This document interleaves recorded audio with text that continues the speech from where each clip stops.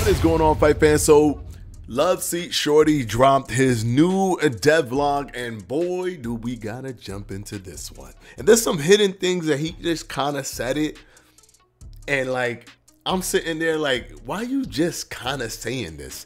This is huge. This is innovative. This is not done before, and it will increase the skill ceiling substantially just from this small thing that he touched on. And just went to a really big thing, though. We got to be real with that. He went on to a big thing, but this small thing he touched on actually kind of floored me. Let's jump right into it. So the first thing that he talked about in this devlog, of course, we are going to summarize it here, but if you want to see all the details, go ahead and go on to Love Seat Shorty's video. We will have it linked down in the description below, so you could go ahead and check it out for yourself in its entirety. So first thing he talked about was venue selection. He talked about a lot of technical things in regards to the development and the coding that allowed him to, instead of do, for example, 10 scenes, he could do just reduce it to 5, which that's less memory being used. Thus, the game is going to be running much smoother. And so there's a menu selection screen now, and you're not necessarily inside the ring, you're kind of outside the ring. He also added that there will be RGB sliders. He did away with the store where you could buy different shoes and stuff like that to allow you more customization options to literally just move the sliders around and change the color of your sneakers, your hoodie, your headgear, and of course even surprisingly your hair. So you'll be able to change all those things using an RGB slider, so there'll be more of a representation or creativity when it comes to the customization. So he's leaning further into that aspect. He also talked about the sparring partner. Now this thing I think is incredibly cool, because it gives me the feeling of what fighting games do, where you could mimic certain situations. Now it's not super robust, but it is more robust than I've ever seen in any fighting game in terms of just going ahead and sparring with the AI. You could tell the AI to throw a specific punch, and in turn, you could actually work on counters for that punch in an environment where you don't need somebody else holding the controller. You can just have the AI do something over and over again. You could tell the AI how to have a southpaw stance so that you can work on fighting against southpaw, or you could tell him to have a specific block, or so you could work on that. So there's a lot of different things that you could kind of tweak with the AI as you're sparring. You could have them clinch and then just get used to getting away from a clinch, or doing certain pivots to stop the clinch, or get your punches in. And I think that that is incredibly unique, something that looks to be borrowed from what we see in training games with fighting games, but something that's never even been touched on with boxing games. So it's actually an interesting thing that he added. Now he talked about the feints. Now this is the thing that I think is pretty innovative and kind of game changing in a way. His feint system, the way it works is with a cancellation button. Now you could throw the punch, and he had this before, but it wasn't fully fleshed out. Now it is. Once you throw the punch and hit that cancel button, it will cancel the punch completely. But he added an entirely new layer to it. You can cancel it at any time. And by at any time, he literally means at any time. Meaning that you can actually throw the punch, land the punch, and to recover your guard quicker, cancel at the exact perfect moment, so that you're not doing it too early where you miss, and you're not doing it too late where it doesn't matter. You do it exactly at the point of impact, and you bring your guard back, and you can recover your guard faster.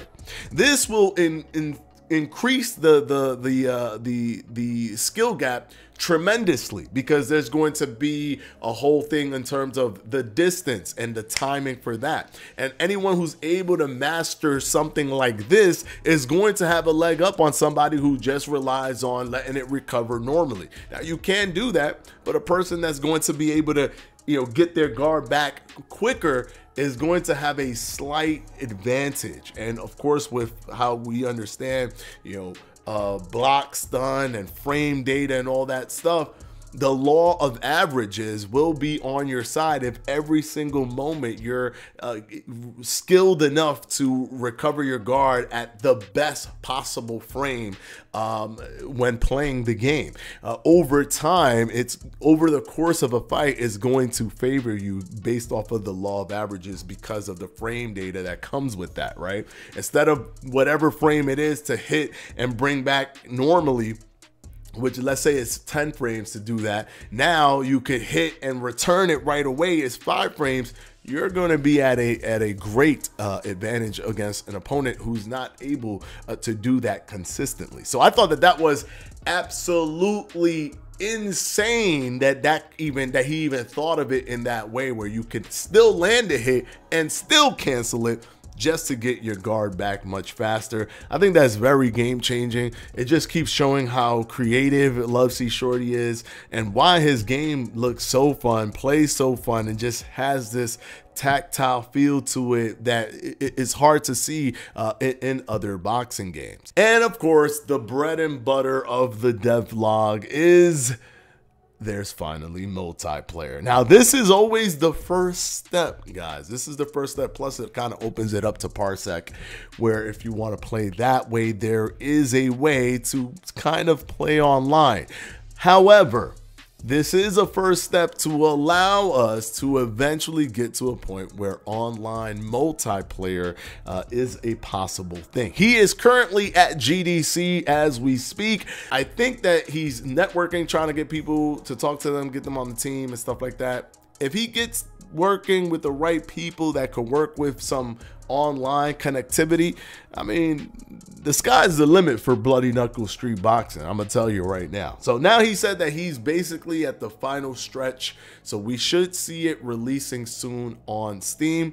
That is going to be super fun. I don't know all the features that it's going to have, but just the gameplay alone is one of the best that I've seen when it comes to a boxing game, period. I kid you not.